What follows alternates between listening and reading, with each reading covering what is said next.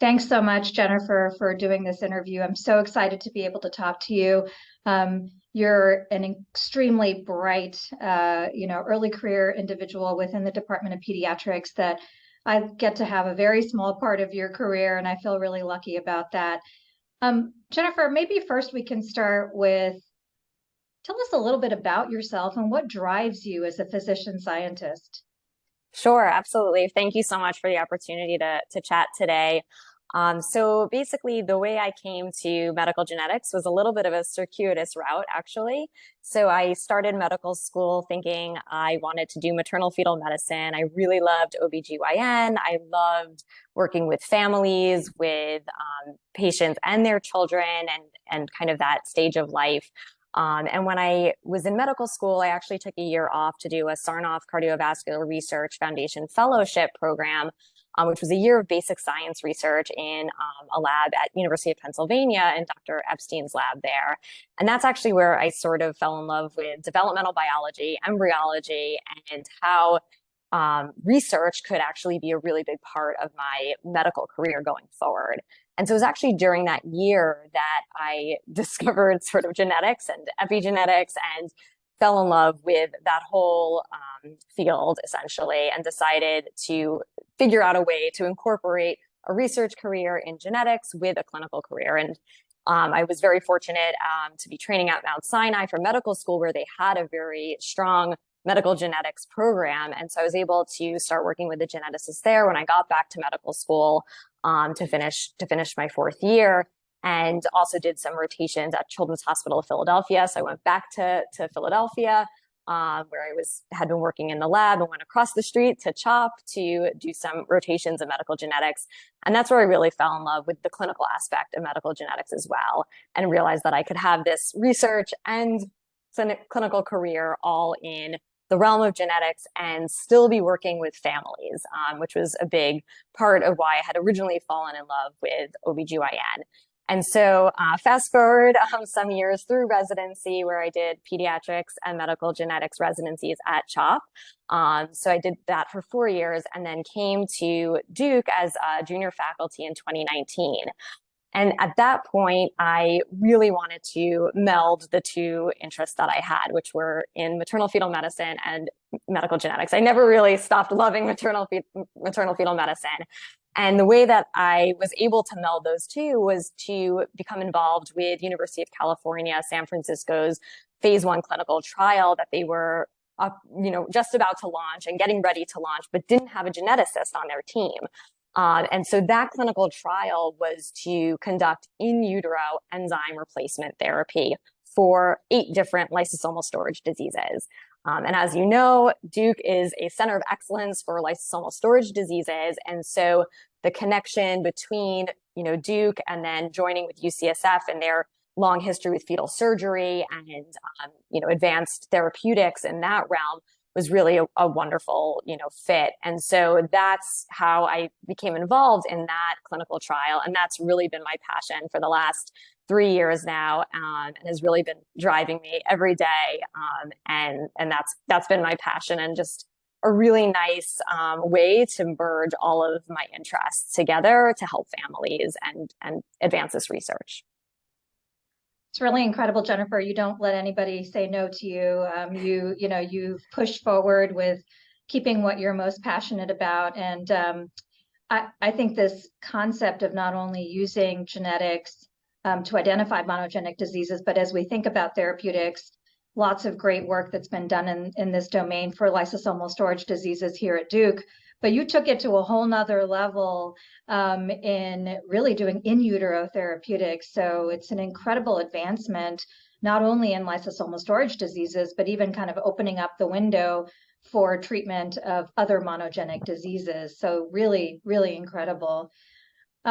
Circling back to identifying disease using genetics, because you are trained as a medical geneticist, can you talk a little bit about your passion and your work at undiagnosed diseases, particularly in our most critically ill babies?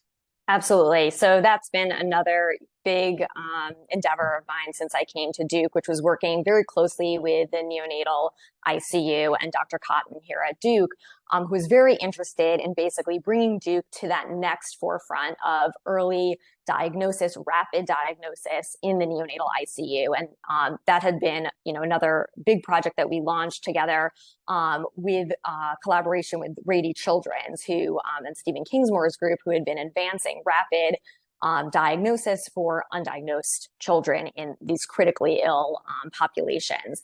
And so we launched a pilot study that was a year long, and we were able to enroll 8 families into this study, and actually were able to show a 50% diagnostic yield, much to the testament of our astute clinicians here at Duke, who referred the right patients and really conducted strong and deep phenotyping of those patients to be able to get such good results, honestly. And so leading that effort has also been really rewarding to show that we can do this here at Duke successfully.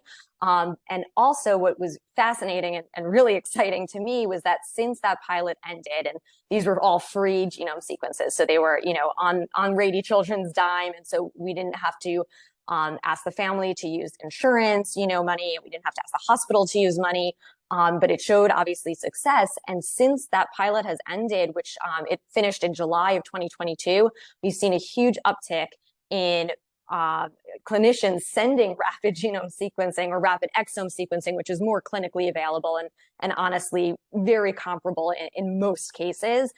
We've seen an uptick in that since July of 2022, about 1 every week or every 2 weeks, which is a huge increase from what we were doing previously. And I think it's just that pilot showed everybody the value, the utility of using genomics for helping these critically ill infants get a diagnosis sooner, more accurately. And that also, of course, helps the clinicians care for them for a host of reasons.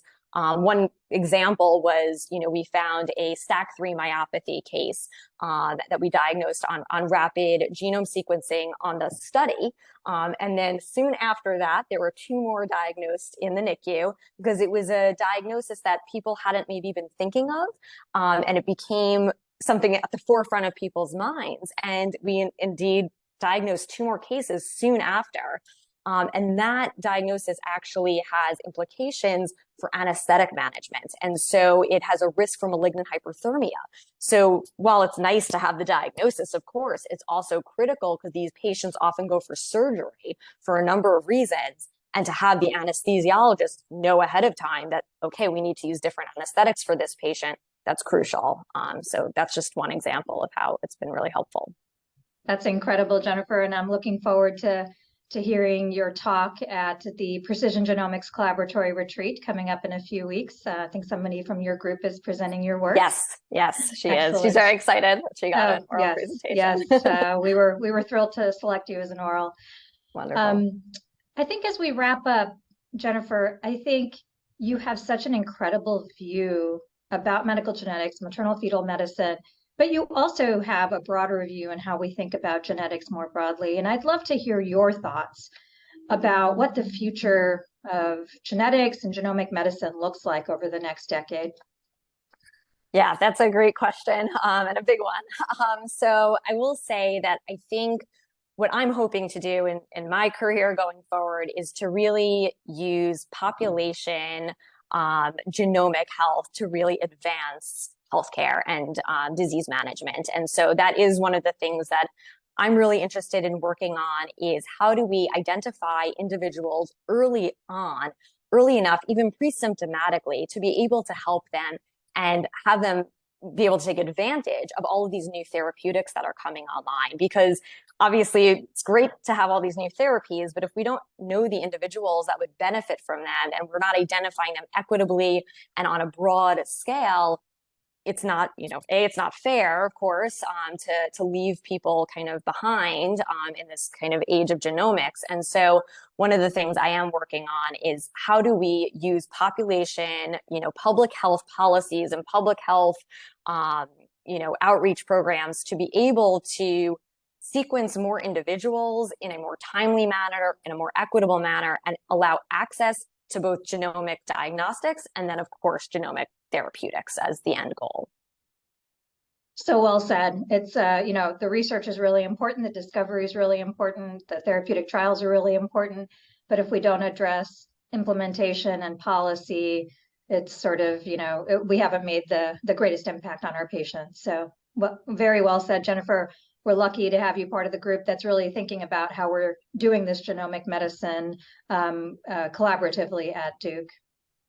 So thanks so much. Again, really incredible to see how you've thrived as a junior faculty here at Duke, and great that you're so enthusiastic and passionate about what you're doing. You're really making a huge difference in science and for the care of patients. Thanks, Thank Jennifer. you so much. Thank you.